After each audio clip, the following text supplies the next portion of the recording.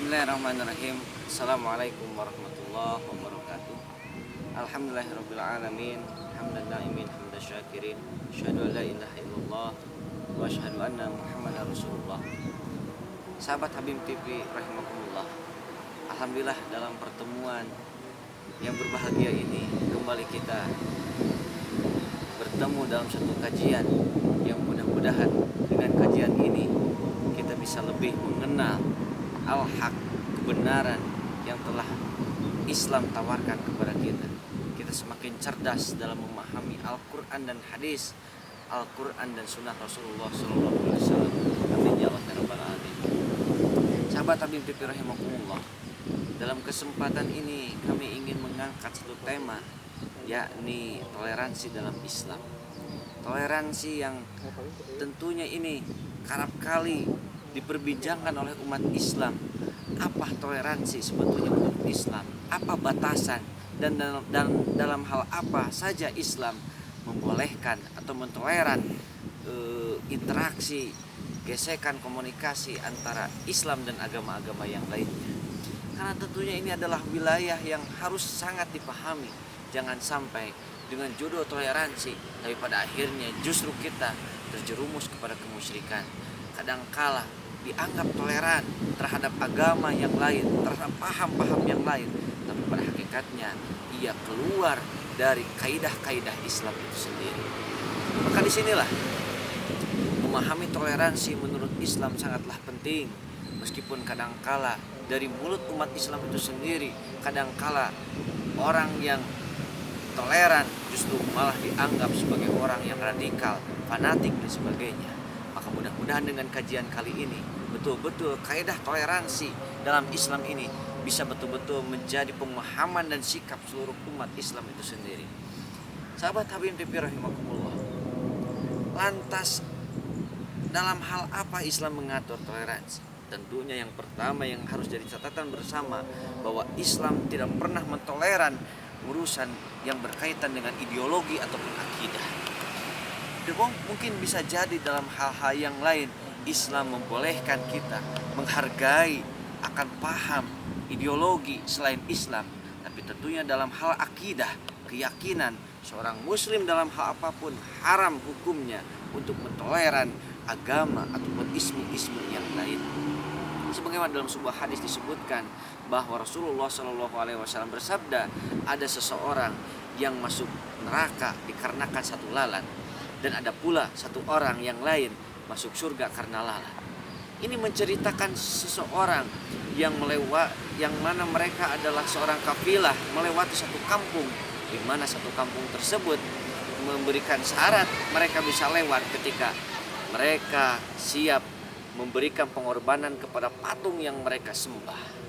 Maka disinilah ada dua orang profil. Yang satu adalah orang yang siap memenuhi syarat tersebut. Ia mengorbankan, ia memberikan pengorbanan kepada berhala tersebut dengan satu lalat. Meskipun terkesan menyepelekan, hal yang kecil ia korbankan, tapi karena ini adalah urusan akidah ideologi, maka seseorang tersebut masuk neraka meskipun hanya dengan satu lalat. Urusan kecil, lalat. Karena makhluk yang begitu kecil dan kotor tentunya. Tapi kalau itu berkaitan dengan akidah keyakinan, maka seorang tersebut masuk neraka. Begitu pula ada profil yang kedua. Ia meskipun hanya dengan hal yang sekecil apapun tidak membuka ruang toleran terhadap urusan akidah, maka orang tersebut dalam sejarahnya sampai dipenggal oleh masyarakat tersebut. Ini gambaran bagaimana Islam mengajarkan bahwa dalam wilayah keyakinan jangan sampai ada campuran sedikit pun.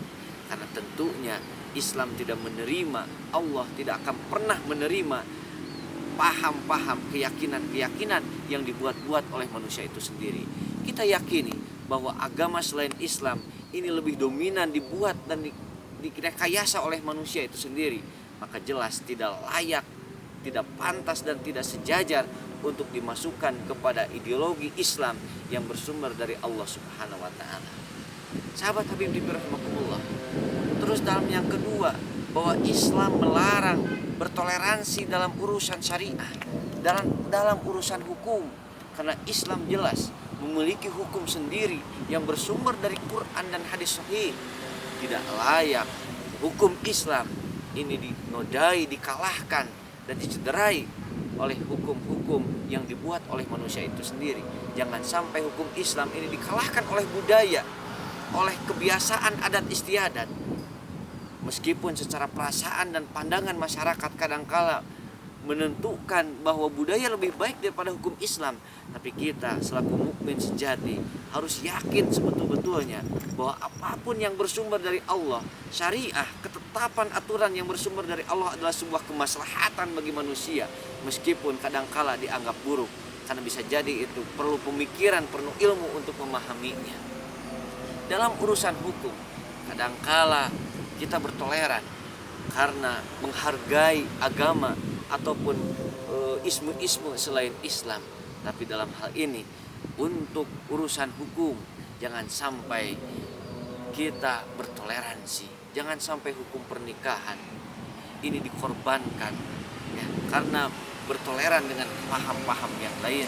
Jangan sampai ritual ibadah, sholat dirubah, sholat berhenti bahkan karena menghargai agama-agama yang lain. Azan diberhentikan dikarenakan menghargai agama-agama yang lain. Tidak. Dalam hal ini, ritual ibadah yang diwajibkan oleh Allah tidak ada satupun yang bisa menghentikan kecuali kematian.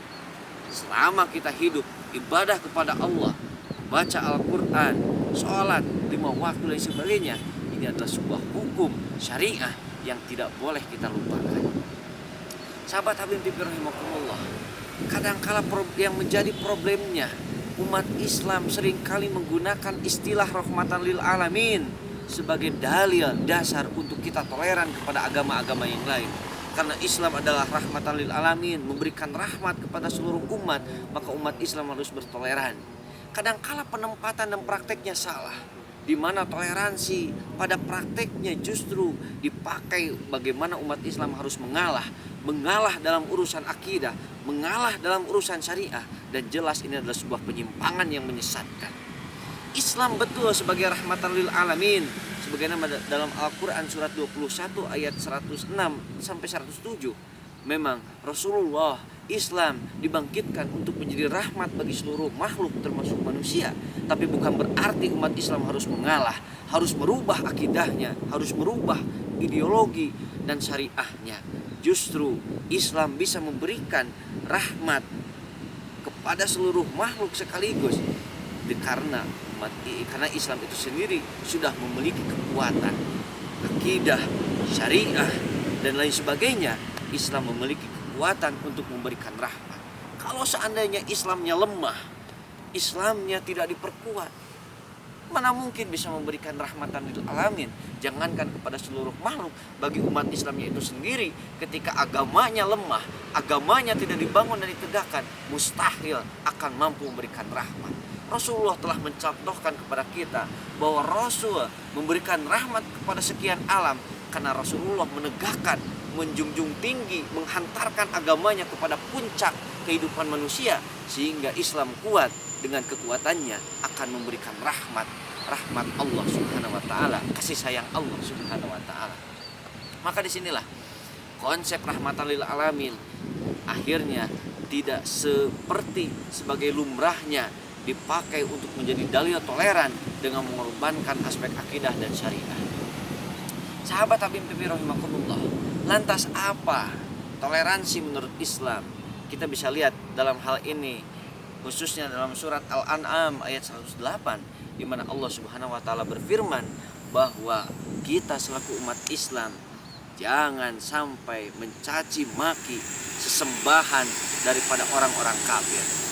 Bahkan dalam hadis Rasulullah SAW sering menyebutkan kepada para sahabat sebelum berperang, janganlah kalian menghina, mencaci, memaki dan menghancurkan tempat-tempat ibadah, meskipun itu bukan tempat-tempat ibadah selain Islam. Inilah toleransi. Cukuplah kiranya disebut toleransi ketika kita tidak mengganggu agama yang lain, ketika kita tidak mencaci memaki, ketika tidak menjelek-jelekan. Karena Islam diutus, kita diangkat sebagai seorang mukmin bukan untuk melaknat, bukan menjadi seorang pelaknat, mentakfiri kepada orang lain, tapi bagaimana justru dengan toleransi yang diajarkan oleh Al-Quran, kita bisa mengajarkan adab, menghadirkan satu akhlak di mana meskipun itu salah menurut Islam, tapi kita tidak jelek-jelekan. Meskipun itu batil menurut wahyu Allah, menurut firman Allah, tapi kita tetap jaga secara adab. Tidak dicaci, tidak dimaki, tidak dihina, bahkan tempat-tempat ibadahnya kita tidak hancurkan. Cukuplah demikian.